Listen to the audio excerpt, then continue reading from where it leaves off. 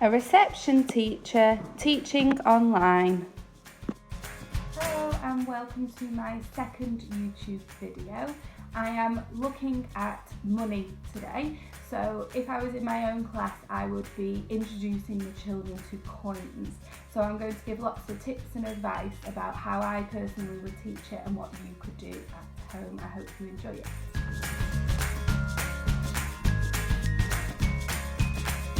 In the classroom, when doing any maths, I always start with a bit of a mental oral starter to get the children going.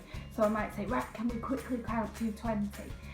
So we'll count up to 20, then I'll go, oh, here's a challenge, let's count back from 20. Then I might even, if you've got Alexa at home or a random number calculator, I'll say, right, give me a number between 0 and 10. And then we'll count up to 20 from that number. We may even count down to 0 from that number. So it's just a quick mental starter to get the children going, and it's always great to count wherever you are, just count and count.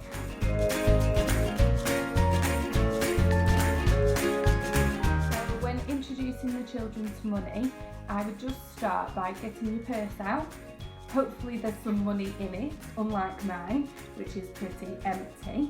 So I'll get your purse out and look at the different types of coins. So I'd introduce them to the lowest amount first. So we've got a 1p coin. So I would possibly tell them that 10 1p's make 10p, but just get them to look at the coin, get them to hold it, get them to feel it, so then they know that that is a 1p coin. Then I would show them the next value up, which is a 2p. So I'd say, right, have a feel of that 2p, what's it look like, describe it. Oh, well, it's bigger than a 1p. It has a number 2 on it. It also, you can look at the Queen's face and things like that, so just handle money. Then I would show them, even though they may not use the bigger values, I would show them the bigger values. So I'll go to 5 next and just get them to hold a 5p and feel a 5p. Then, of course, there's a 10p. So what does a 10p look like? Oh, well, the different colours between a 2p and a 10p, so different values. Then, of course, we've got the 20p. So have a good feel of the 20p. Oh, that's a different shape to the others.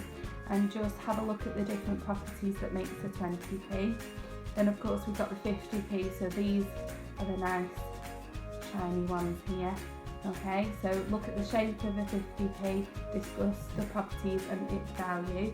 And then of course we've got a £1, so make sure it is a new £1, you don't want to be showing them the old ones. So we've got a £1 coin there.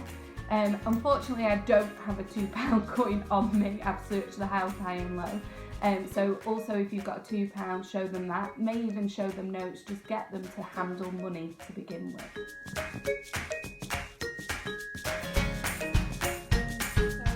I would start teaching my children in class is I would start with a 1p, I wouldn't start with any other amount of money.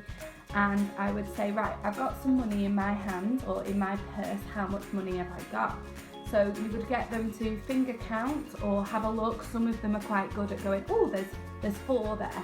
Or you would get them to finger count and go, oh, well, there's 4 1p coins. Well, how much money is that? So 4 1p coins is 4 pence. And just get them used to that language of 4 pence. Then I would go, oh, how much have I got now? So I'd get them to look again. I'd get them to possibly count, like 1, 2, 3, 4, 5, 6, 7. Oh, 7 1p coins. How much money is that? Oh, it's 7 pence. So I would just do that time of teaching them what the amount is and just have that language of 7 pence, 7 pence. Okay, so again, use practical money. Do not try and draw 1p coins. If you've got the money lying around, just use the practical. So I've got some activity ideas for you that you can do with your children at home. So either if you can get out to the shops, which I know is very hard at the moment and you probably won't be, I would get them to pay for a Freddo, which is about maybe 25p now. So I'd get them to count out their own money and get used to the amounts of money. But unfortunately, if you can't get to the shops, you might need to do a bit of role play, which is my favourite thing. So you might write down a little shopping list of things that you want, and you might say, oh, a teddy bear cost 12p, and I would just start with using 1p coins, so they've got to count out 12p. I have seen on Facebook a mum who during this time of quarantine is a bit sick of her children asking her for can I have a snack, so she's given them some money and they've got a snack bar, so they've got to go and they've got to say, oh well, I fancy orange juice, well that's going to cost me 5p. And you could do this with 1p coins, you could do this with all the range of coins, so they could pay, and by the end of the day they've spent their pound. But it's getting them used to counting out that money. How much is this? How much is that? It's a lot of role play.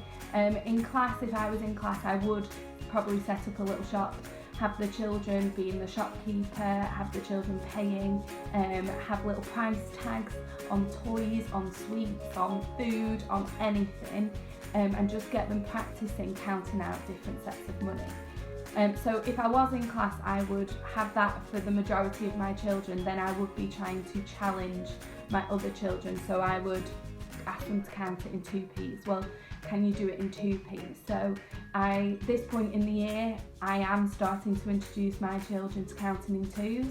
So I might say, oh, well, it's easier to count up in 2s, say children, so 2, 4, 6, 8, 10, and I would count my class in 2s. So you could do this with 2p's. If you wanted to buy a teddy bear for 10p, for example, they could use 5 2p's and they can count in 2s. There's lots of videos on YouTube about counting in 2s that they could listen to and play.